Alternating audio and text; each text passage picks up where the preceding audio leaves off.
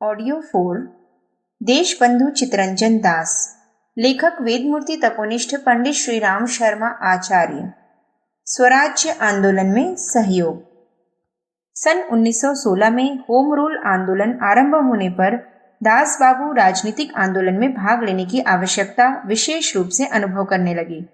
अप्रैल 1917 में उनको कलकत्ता में होने वाले बंगाल प्रादेशिक सम्मेलन का अध्यक्ष निर्वाचित किया गया। उनके नाम का प्रस्ताव रखते हुए बंगाल के पुराने नेता श्री सुरेंद्रनाथ बैनर्जी ने भविष्यवाणी कर दी कि श्री दास शीघ्र ही भारत के अत्यंत विश्वास पात्र और लोकप्रिय नेता बनने वाले हैं। इस सम्मेलन के अध्यक्ष पद से उन्होंने जो भाषण दिया उसमें सबसे मुख्य बात यह थी कि राष्ट्र की वास्तविक मनोवृत्ति को पहचानकर उन्होंने राजनैतिक आंदोलनकारियों को चेतावनी दी कि वे भारत की अंतरंग आत्मा को न समझकर यूरोप की नकल कर रहे हैं। उन्होंने कहा, अपने देश में विदेशी राज्य पनपने के साथ साथ हमने यूरोप की कुछ बुराइयों को अपना लिया और हम अपने सरल और उत्साहमय जीवन को त्याग कर सुख और विलासिता के जीवन में डूब गए। हमारे सभी राजनीतिक आंदोलन यथार्थता से दूर हैं, क्योंकि इनमें उन लोगों का कोई हाथ नहीं जो इस देश की असली रीढ़ हैं। उनका आशय था भारत के किसान, मजदूर और सामान्य जनता से। वे जानते थे कि उनके जागृत हुए बिना न तो कोई आंदोलन शक्तिशाली बन सकता है और न देश का सच्चा कल्याण हो सकता है। उनकी यह भावना इतनी गहरी और सच्ची थी कि उन्होंने जब महात्मा गांधी को जन समुदाय को साथ लेकर आंदोलन करते देखा तो तुरंत अपना सर्वस्व अर्पण करके उसमें सम्मिलित हो गए। श्री दास का उपयुक्त अभिभाषण इतना महत्वपूर्ण था कि बंगाल के तत्कालीन अंग्रेज गवर्नर लॉर्ड रोनाल्डसे ने अपनी पुस्तक दी हार्ट ऑफ आर्यावर्त में उसकी चर्चा करते हुए लिखा था, श्री दास ने जो कुछ कहा वह वास्तव में एक मिशनरी के उत्साह से कहा। यूरोपीय आदर्शों रूपी स्वर्ण पशु की उन्होंने धज्जियां उड़ाकर रख दी और एक ऋषि के समान देश को उन्नति का रास्ता दिखाया।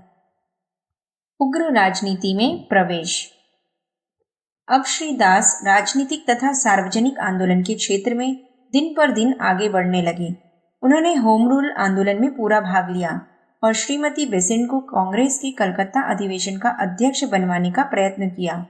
उस समय तक कांग्रेस संगठन अधिकांश में नर्मदल वालों के हाथ में था और बंगाल के पुराने नेता श्री सुरेंद्रनाथ बैनर्जी श्रीमती बेसेंट के बजाय राजा साहब महमूदाबाद को उस अधिवेशन का अध्यक्ष बनाना चाहते थे। श्री दास ने इसका जोरों से विरोध किया।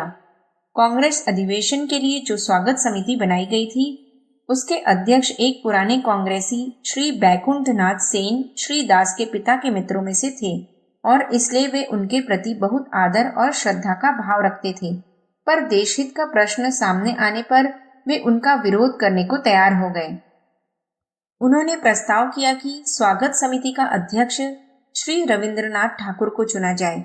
अब कांग्रेस संगठन के भीतर पारस्परिक संघर्ष अनिवार्य हो गया।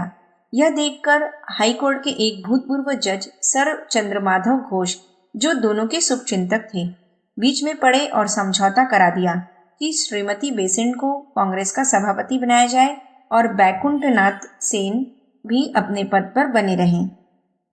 वास्तव में श्रीमती बेसेंट ने उन दिनों भारतवर्ष के राजनीतिक आंदोलन को आगे बढ़ाने में प्रशंसनीय साहस दिखलाया था और घोर परिश्रम किया था।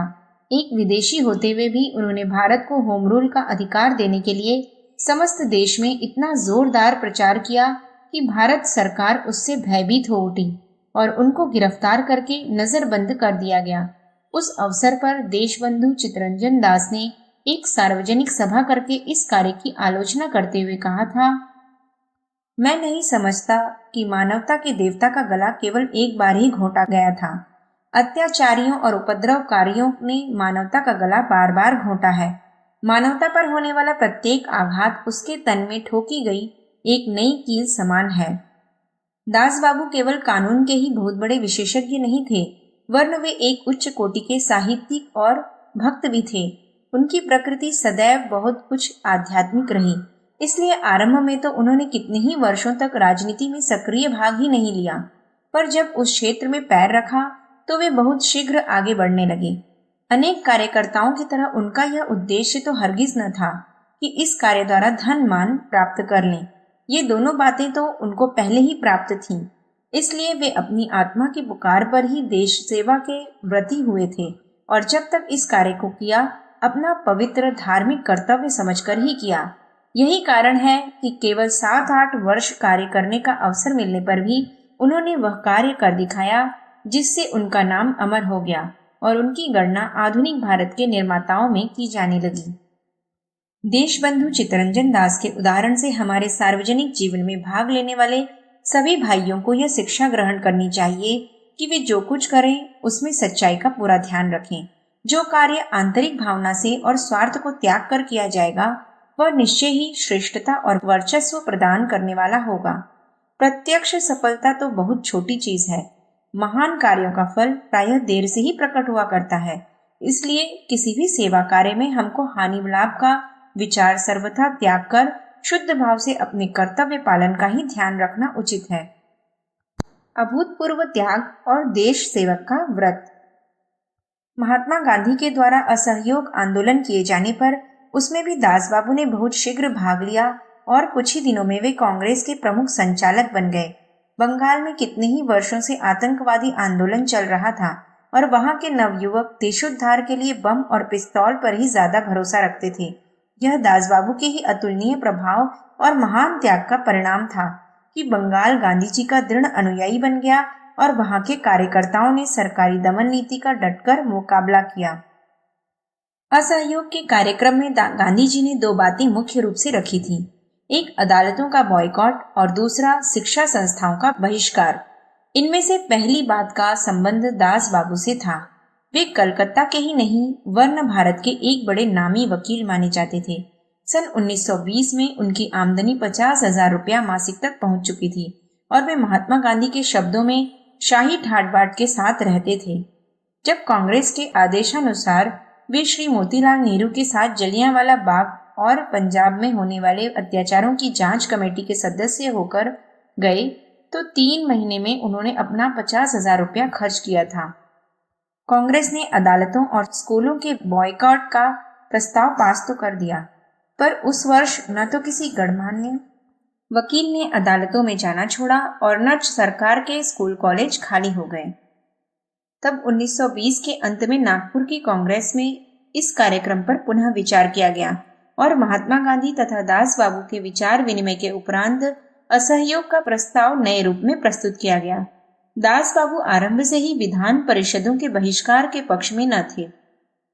उनका कहना था कि हमको चुनाव में भाग लेकर अधिक से अधिक संख्या में काउंसिलों में जाना चाहिए और वहां सरकार के हर एक प्रस्ताव को अस्वीकृत करके शासन संचालन असंभव बना देना चाहिए। पर गांधी जी, नेहरू जी तथा पटेल आदि चुनाव में भाग लेने के विरोधी थे। अंत में गांधी जी ने काउंसिलों के बहिष्कार की बात को प्रस्ताव में से निकाल दिया और उसके स्थान पर यह जोड़ दिया गया कि नर्मदल के जो नेता निर्विरोध चुनकर काउंसिलों में चले गए हैं वे त्यागपत्र दे दें।